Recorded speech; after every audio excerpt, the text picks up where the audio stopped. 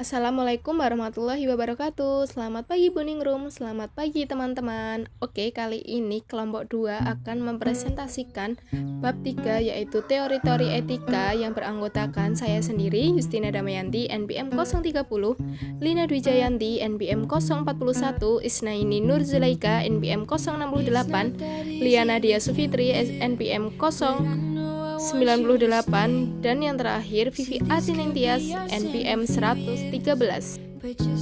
Oke, selanjutnya di slide pertama ini akan membahas tentang etika absolut versus etika relatif.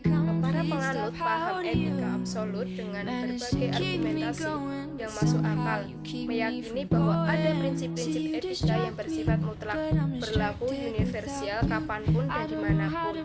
Sementara para penganut paham etika relatif justru mengatakan bahwa tidak ada prinsip atau nilai moral yang berlaku untuk umum. Prinsip atau nilai moral yang ada dalam masyarakat berbeda-beda untuk masyarakat yang berbeda dan untuk situasi yang berbeda pula.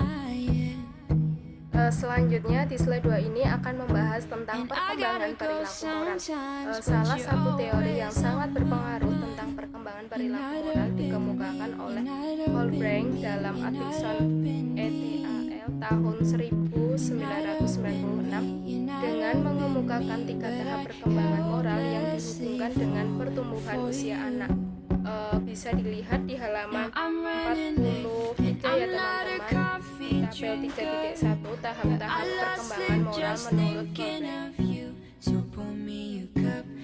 Selanjutnya beberapa teori etika. Etika sebagai disiplin ilmu berhubungan dengan kajian secara kritis tentang adat kebiasaan, nilai-nilai, dan norma-norma perilaku manusia yang dianggap baik atau tidak baik. Sebagai ilmu etika, belum sama pun ilmu fisika atau ilmu ekonomi yang masih banyak dijumpai teori yang mencoba menjelaskan tentang suatu tindakan, sifat, atau objek yang sama dari sudut pandang atau perspektif yang berlainan. Beberapa teori etika yang berkembang, egoisme. Rachel tahun 2004 memperkenalkan 2 konsep yang berhubungan dengan egoisme, yaitu yang pertama egoisme psikologis, yaitu suatu teori yang menjelaskan bahwa semua tindakan manusia dimotivasi oleh kepentingan berkutat diri. Menurut teori ini, orang boleh saja yakin bahwa tindakan mereka yang bersifat luhur dan suka berkorban, namun semua itu hanyalah ilusi. 2. Egoisme etis, yaitu tindakan yang dilandasi oleh kepentingan diri sendiri. Contohnya, saya belajar sampai larut malam agar bisa lulus ujian. Saya Lina Dwijayanti, NPM 041 akan melanjutkan presentasi dari Mbak Justina. Nah, utilitarianisme ini berbeda dengan teori egoisme yang melihat tindakan itu dari sudut pandang kepentingan individu. Nah, utilitarianisme itu melihat dari sudut pandang kepentingan banyak orang. Nah, teori ini dipelopori oleh Jeremy Bentham. Utilitarianisme ini berasal dari bahasa Latin utilitas yang kemudian menjadi bahasa Inggris yaitu utility yang berarti bermanfaat. Nah, dalam teori ini ukuran baik atau tidaknya suatu tindakan dinilai dari konsekuensi tindakan tersebut. Apakah tindakan itu bermanfaat atau tidak? Nah, jadi suatu tindakan dikatakan baik jika mendatangkan sukacita bagi sebanyak mungkin orang dan dukacita bagi sedikit mungkin orang. Nah, paham ini sering juga disebut dengan paham teologis yang berasal dari kata Yunani telos yang berarti tujuan. Nah, ada contoh untuk teori ini yaitu kisahnya Robin Hood, di mana dia merampok untuk membantu orang miskin. Nah, kritik yang dilontarkan oleh para ilmuwan terhadap paham ini yaitu yang pertama, paham ini hanya menekankan pada tujuan atau manfaat pada pencapaian kebahagiaan duniawi dan mengabaikan aspek moral. Nah, seperti contoh Robin Hood tadi, dia melakukan perampokan untuk membantu orang miskin. Nah, dia mencapai kebahagiaan atas apa yang dia lakukan, yaitu membantu orang miskin. Nah, tentu ya yang dibantu orang miskin itu pasti senang dapat bantuan dari orang lain. Nah, sedangkan dia mengabaikan aspek rohani, yaitu cara untuk dia mendapatkan kekayaan supaya dia bisa membantu orang miskin. Kemudian yang kedua yaitu mengorbankan prinsip keadilan dan hak individu demi keuntungan sebagian besar orang. Nah, ini dicontohkan dalam buku bahwa pembangunan jalan tol ya. Jadi pemerintah ingin membangun jalan tol untuk manfaat banyak orang, tapi pemerintah tidak melihat bahwa orang-orang yang memiliki tanah, orang-orang yang terdampak dari pembangunan jalan tol ini apa itu namanya, timbal balik yang mereka dapatkan itu tidak sebanding dengan apa yang mereka korbankan. Selanjutnya deontologi. Nah, paham deontologi ini dipelopori oleh Immanuel Kant. Deontologi ini berasal dari kata Yunani yaitu deon yang berarti kewajiban. Nah, berbeda dengan paham teologi seperti utilitarisme dan egoisme tadi, kalau mereka menilai baik buruknya suatu tindakan dan akibat atau konsekuensinya, deontologi ini justru mengatakan bahwa etis atau tidaknya suatu tindakan tidak ada kaitannya dengan tujuan atau konsekuensi tindakan tersebut. Nah, ada dua konsep yang dikemukakan oleh Immanuel Kant, yang salah satunya ini berkaitan dengan paham deontologi ini. Nah, yang pertama, imperatif hipotesis adalah perintah-perintah atau out yang bersifat khusus yang harus diikuti jika seseorang mempunyai keinginan yang relevan.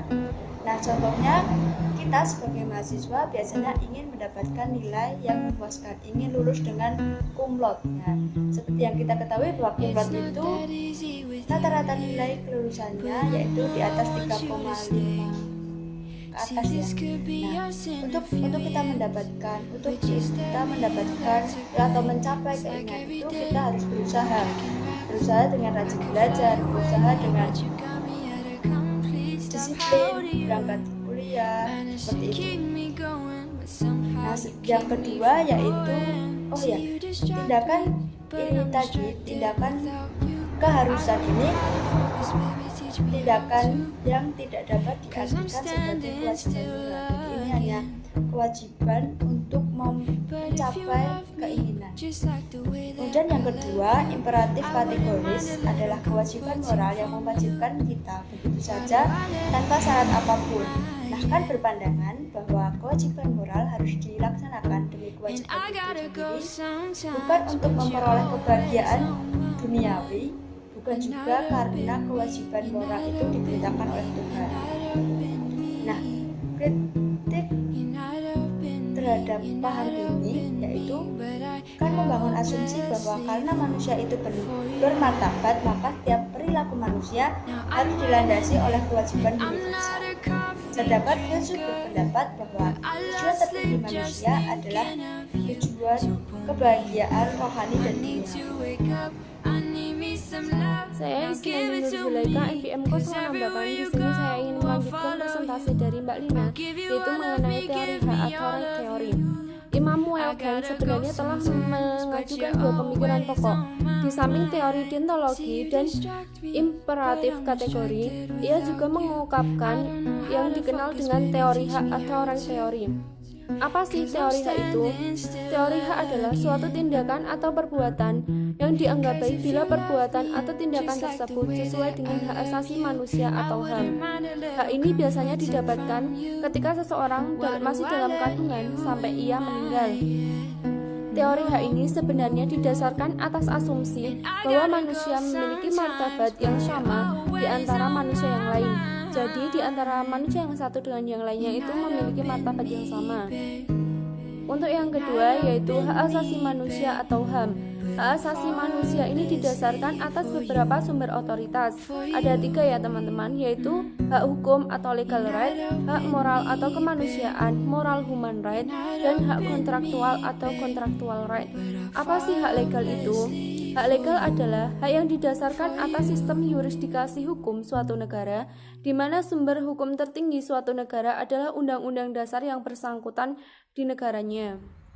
Contohnya di Indonesia ini telah diatur pada UUD 1945 dan di Amerika Serikat ini diatur pada Constitution and Declaration of Independence. Dalam aturan ini berisikan aturan kebebasan yang boleh dipilih kepada warga negaranya, yaitu diantaranya kebebasan dalam berbicara dan kebebasan untuk beragama dan sebagainya. Untuk yang kedua adalah hak moral atau kemanusiaan atau moral human right. Hak ini dihubungkan dengan pribadi manusia secara individu atau dalam beberapa kasus dihubungkan dengan kelompok, bukan dengan masyarakat dalam arti luas.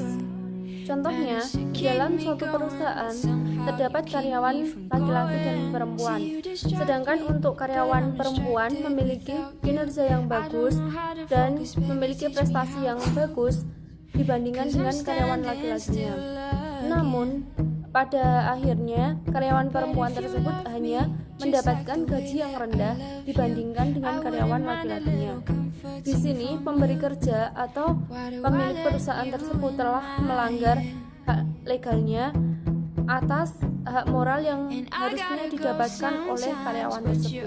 Sedangkan hak kontraktual atau contractual right adalah mengikat individu-individu yang membuat kesepakatan atau kontrak bersama dalam mewujud hak dan kewajiban masing-masing pihak. Contohnya saja di sini pada transaksi jual beli. Pembeli memiliki hak untuk mendapatkan barang dan memiliki hak untuk mendapatkan garansi atas barang tersebut, dan penjual harus memiliki kewajiban apabila barang yang dibeli oleh pembeli tersebut mengalami kerusakan atau kecacatan, maka penjual harus memberikan garansi terhadap produk yang dibeli oleh customer tersebut. Selain itu, hak asasi manusia di Indonesia ini telah diatur pada Undang-Undang Nomor 39 Tahun 1999. Hak-hak yang diatur dalam undang-undang ini diantaranya adalah hak untuk hidup, hak untuk berkeluarga atau melanjutkan keturunan, hak untuk memperoleh keadilan, hak untuk kebebasan pribadi, hak atas rasa aman, hak atas kesejahteraan, hak untuk turut serta dalam pemerintahan, hak wanita, dan hak anak. Teori hak atau yang sekarang lebih dikenal dengan prinsip-prinsip hak asasi manusia mulai banyak mendapat dukungan masyarakat dunia, termasuk dari Perserikatan Bangsa-Bangsa atau PBB. Piagam PBB merupakan salah satu sumber hukum penting untuk penegakan hak asasi manusia. Dalam piagam PBB tersebut telah disebutkan ketentuan umum tentang hak dan kemerdekaan setiap orang.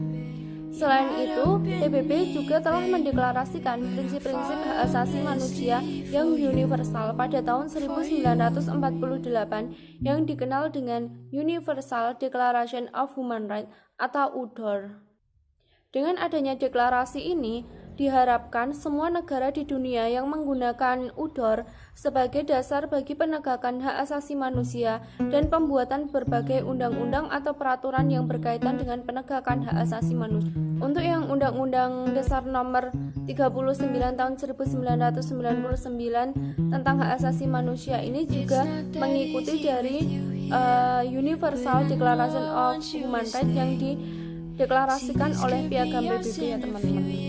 Untuk saat ini, bukan hanya pemerintah negara-negara di dunia yang telah ikut dalam Piagam PBB yang menaruh perhatian terhadap hak asasi manusia, namun perusahaan-perusahaan multinasional yang operasinya melintasi batas-batas suatu negara juga telah menaruh perhatian kepada isu hak asasi manusia ini.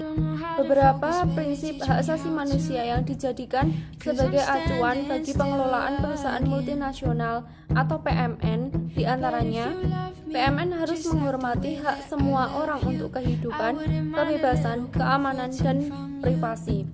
Yang kedua, PMN harus menghormati hak semua orang atas persamaan perlindungan hukum, pekerjaan, pilihan jenis pekerjaan, kondisi kerja yang sehat dan nyaman, serta perlindungan untuk memberantas pengangguran dan diskriminasi.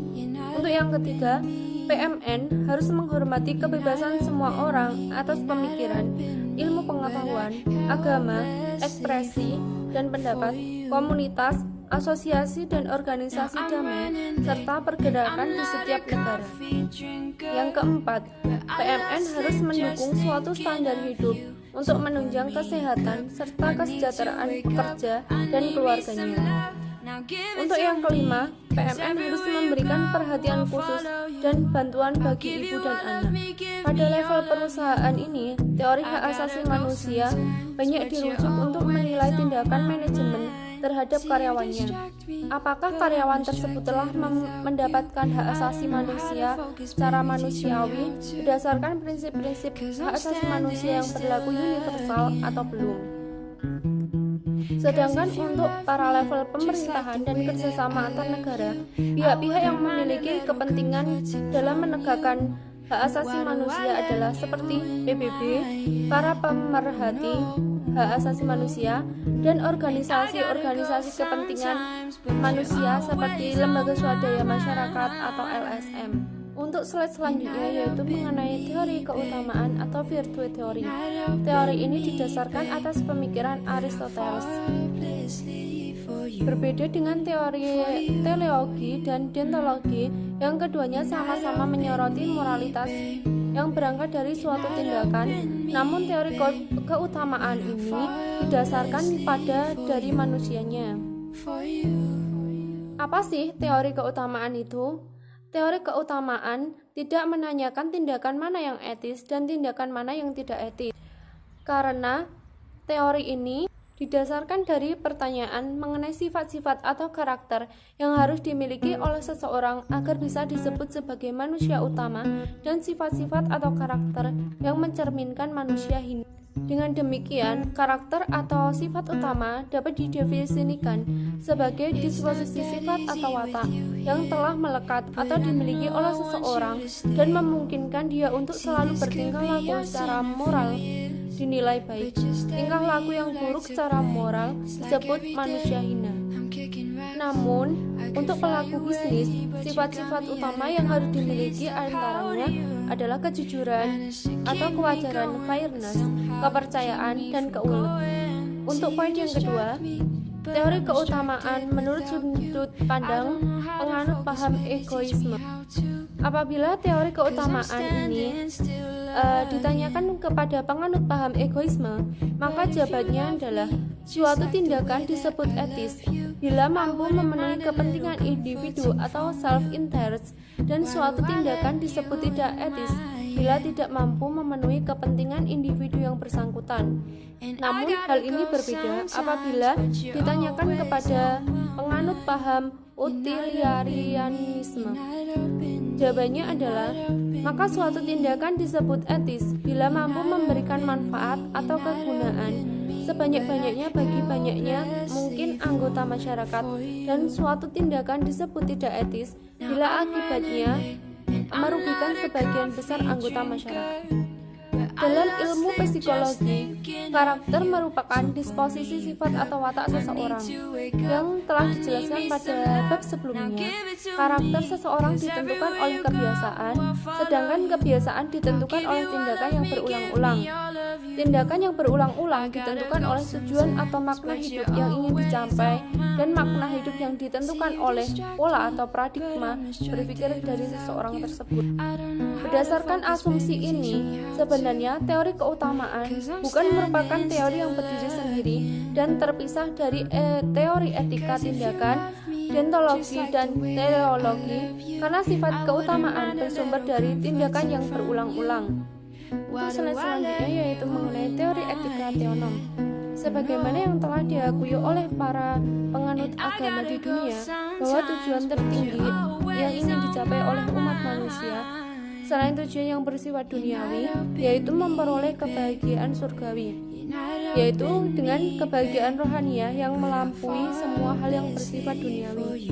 Sebenarnya setiap agama memiliki filsafat etika yang hampir sama.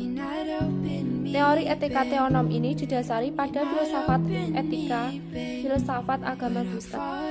Oke, apa sih teori etika teonom itu? Teori ini mengatakan bahwa karakter moral manusia ditentukan secara hakiki oleh kesesuaian hubungannya dengan kehendak Allah. Perilaku manusia secara moral dianggap baik apabila sepadan dengan perintah yang dianjurkan oleh Allah, Dan apabila manusia dianggap tidak baik apabila tidak mengikuti aturan-aturan atau perintah Allah yang telah diungkapkan dalam kitab suci. Untuk poin yang kedua, kesamaan teori etika yang ada di antara teori etika egoisme dan utilitarisme yang disebut dengan teori teologi konsekuensi atau tujuan, teori kewajiban deontologi, teori hak, serta teori keutamaan virtue teori atau teori karakter. Kesamaannya terletak pada kajian aspek moralitas, di mana moralitas hanya dikaji berdasarkan proses penalaran akal manusia tanpa ada yang mengakui atau mengikatnya dengan kekuatan tak terbatas Tuhan. Oleh karena itu, kriteria baik buruknya perilaku manusia hanya dikaitkan dengan tujuan kebahagiaan atau kenikmatan yang bersifat dunia. Untuk yang poin ketiga, Pages SVD mengkritik berbagai paham atau aliran teori etika yang telah ada, yang teori yang sudah saya sebutkan tadi adalah terutama yang telah diungkapkan oleh para pemikir atau etikawan barat seperti diungkapkan sebelumnya.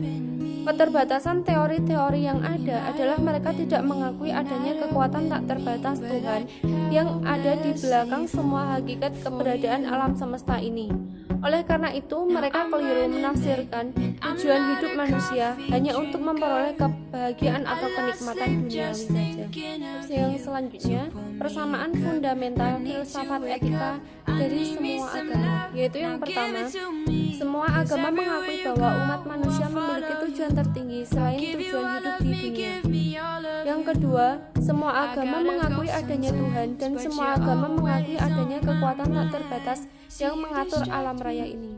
Yang ketiga, etika bukan saja diperlakukan untuk mengatur perilaku hidup manusia di dunia, tetapi juga sebagai salah satu syarat mutlak untuk mencapai tujuan akhir atau tertinggi umat manusia. Dan untuk yang keempat, semua agama mempunyai ajaran moral etika yang bersumber dari kitab suci masing-masing agama. Untuk yang selanjutnya, poin selanjutnya yaitu mengenai kelemahan teori etika kan. Setiap teori etika yang memperkenalkan konsep kewajiban tak bersyarat diperlakukan untuk mencapai tujuan tertinggi yang bersifat mutlak. Kelemahan teori etika kan terletak pada pengabaian adanya tujuan mutlak, tujuan tertinggi yang harus dicapai umat manusia, walaupun ia memperkenalkan etika kewajiban mutlak. Bila pemikiran etika hanya dikaitkan dengan tujuan manusia yang berorientasi duniawi, yang bersifat terbatas, maka akan tampak bahwa ajaran moral atau etika tersebut akan selalu bersifat relatif. Pernyataan tersebut dianggap logis karena hukum duniawi selalu didasarkan atas dua sisi kekuatan ekstrem yang berlawanan. Misalnya, ada sisi negatif dan sisi positif. Moralitas dikatakan bersifat mutlak hanya bila moralitas itu dikaitkan dengan tujuan tertinggi umat manusia. Semua yang bersifat mutlak tidak dapat diperdebatkan dengan pendekatan rasional, karena semua yang bersifat mutlak melampaui tingkat kecerdasan rasional yang dimiliki oleh manusia. Saya Lia Nadia Sufitri melanjutkan presentasi dari rekan saya Isna, yaitu mengenai etika abad ke-20. Esensi dari beberapa pemikiran moral yang berpengaruh yang muncul pada abad ke-20 ini yaitu sebagai tambahan atas beberapa paham teori etika yang telah diuraikan sebelumnya.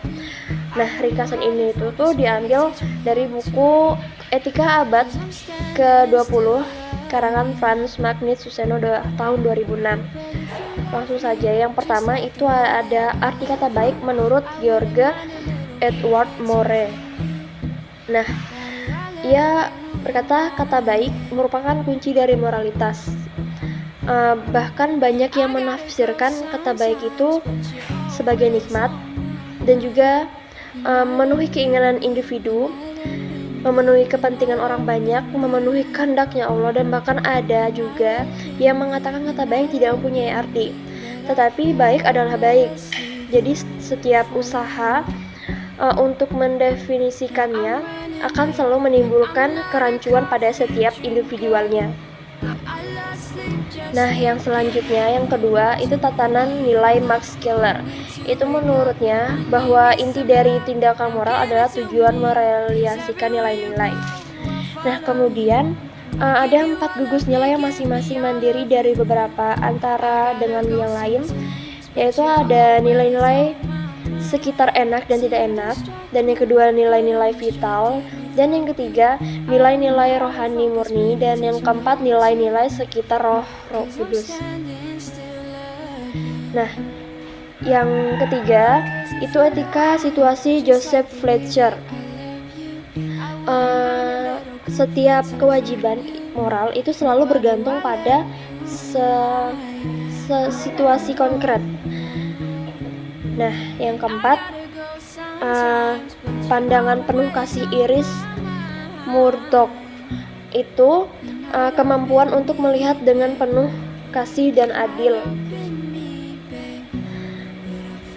Menurut Murdoch itu sendiri, yang khas dari teori-teori etika pasca Kant adalah bahwa nilai-nilai moral dibuang dari dunia nyata.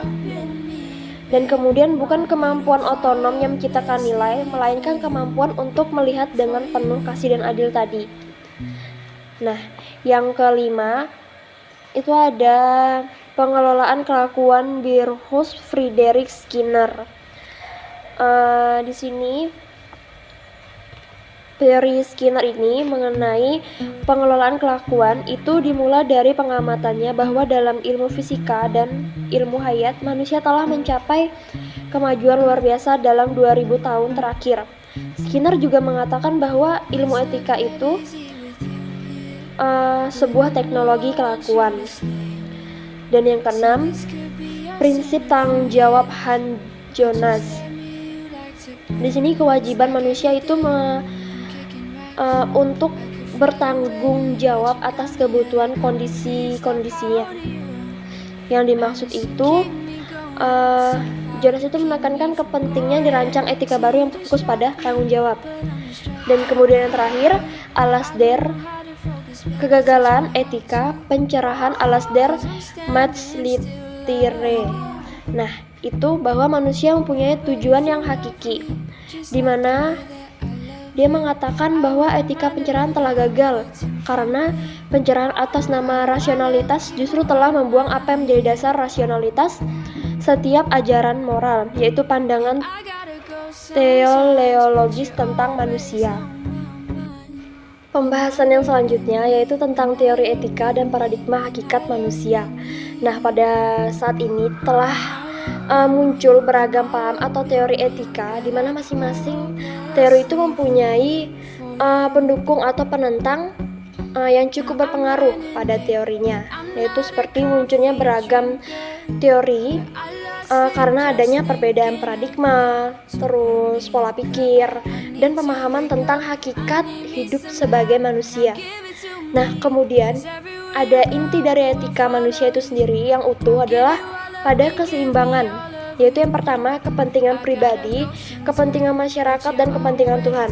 Kemudian yang kedua, keseimbangan modal materi, modal sosial, dan modal spiritual. Dan yang ketiga, itu terdapat kebahagiaan lahir, kesejahteraan masyarakat, dan kebahagiaan batin.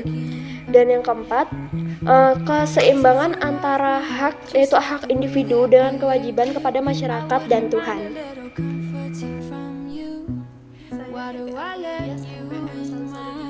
Selanjutnya teman-teman bisa lihat di tabel 3.1. Nah, tabel ini merupakan ringkasan dari pertama ada teori egoisme. Teori egoisme ini menekankan pada tujuan dari tindakan yang dilakukan oleh seseorang. Teori ini digunakan untuk memenuhi kepentingan pribadi dan tujuannya itu hanya untuk kenikmatan diri secara individu. Hakikatnya tidak utuh, bagi dan anti. Yang kedua ada teori utilitarianisme. Teori ini sama dengan teori egoisme yang tujuannya menekankan tujuan dari tindakan yang dilakukan oleh seseorang. Nah, namun teori ini memberikan manfaat bagi banyak orang. Jadi tujuan dari teori ini untuk kesejahteraan duniawi masyarakat. Hakikatnya tidak utuh, BQ, IQ, dan EQ. Yang ketiga, ada teori deontologi. Teori deontologi penanganannya adalah tindakan itu sendiri. Kriteria etisnya kewajiban mutlak setiap orang. Jadi seseorang itu akan melakukan tindakan karena adanya kewajiban. Tujuan dari teori ini adalah demi kewajiban itu sendiri. Tidak utuh IQ dan EQ. Yang keempat ada teori hak. Teori hak ini penanganannya dari tingkat kepatuhan terhadap HAM. Kriteria etisnya aturan tentang HAM dan tujuan hidupnya demi martabat kemanusiaan. Hakikatnya tidak utuh, hanya IQ saja. Yang kelima, ada teori keutamaan. Penanganannya adalah disposisi karakter atau teori ini atas dasar tingkat kemanusiaan. Kriteria etisnya karakter positif, negatif, individu. Jadi orang yang berperilaku buruk itu pasti orang yang negatif. Seperti itu. Tujuan hidup dari teori ini adalah kebahagiaan duniawi dan mental. Hakikatnya tidak utuh, hanya IQ dan EQ. Yang keenam ada teori yaitu penalarannya disposisi karakter dan tingkat keimanan. Jadi teori ini mengikuti perintah dari Tuhan. Kriteria etisnya karakter mulia dan mematuhi kitab suci agama masing-masing. Tujuannya adalah kebahagiaan rohani, mental, dan duniawi. Hakikatnya utuh, ada IQ, EQ, dan SQ. Just thinking of you. So pull me a cup. I need to wake up. I need me some love. Now give it to me. Cause everywhere you go, I'll follow you. I'll give you all of me, give me all of you. I gotta go sometimes, but you're always on my mind. See you distract me, but I'm distracted without you. I don't know how to focus, baby, teach me how to. Cause I'm standing still looking. Cause if you love me just like the way that I love you, I wouldn't mind a little comforting from you. Why do I let you in my head? Namun teori ini memberikan manfaat bagi And I gotta go sometimes, but you're always on my hakikatnya mind. tidak utuh. PQ, You're not IQ, up dan in EQ. me, babe. Yang ketiga ada teori Not deontologi. up in me, Teori babe. deontologi penanganannya adalah tindakan itu sendiri. Kriteria etisnya kewajiban mutlak setiap orang. Jadi seseorang itu akan melakukan tindakan karena adanya kewajiban. Tujuan dari teori ini adalah demi kewajiban itu sendiri. Hakikatnya tidak utuh, hanya IQ dan EQ. Yang keempat ada teori hak. Teori hak ini penalarannya dari tingkat kepatuhan terhadap HAM. Kriteria etisnya aturan tentang HAM dan tujuan hidupnya demi martabat kemanusiaan. Hakikatnya tidak utuh, hanya IQ saja. Yang kelima ada teori keutamaan. Penalarannya adalah disposisi karakter atau teori ini atas dasar tingkah laku manusia. Kriteria etisnya karakter positif, negatif, individu. Jadi orang yang berperilaku buruk itu pasti orang yang negatif. Tujuan hidup dari teori ini adalah kebahagiaan duniawi dan mental. But just tell Hakikatnya me you tidak like utuh, to hanya play. IQ dan It's EQ. like every day Yang I'm keenam ada kicking teori racks. I could fly away, but you got me at a complete stop. How do you Jadi manage to keep me going? But somehow you keep me from going. See you distract me, but I'm distracted without you. I don't know how to focus, baby, teach me how to. dan duniawi. Cause I'm standing still IQ, looking. EQ, dan SQ. But if you love me just like the way that I love you, I wouldn't mind a little Agama sering comforting dianggap from sebagai you. penghambat dari ilmu Why do I pengetahuan. let you Maka dari in itu, my para head? ilmuwan membawa ilmu pengetahuan dan teknologi tidak And bersama I gotta dengan go agama. sometimes, but Ilmuwan you're etika always mencoba on melepaskan my etika mind. dari sumber You're not utamanya, up in yaitu me, agama. you're not up Etika in sebagai me, ilmu you're mencoba not up menjelaskan in perilaku me. manusia dalam konteks You're makna not duniawi up in saja me, you're dan not mengabaikan up in aspek me, spiritual. but I Jadi muncul helplessly teori-teori seperti teori for egoisme, you. teori utilitarianisme, dan Now I'm lain-lain. running late, and I'm not a coffee drinker. Kenikmatan I lost sleep just thinking of you. So pour me a cup. I need to wake up. I need me some love. Now give it to me.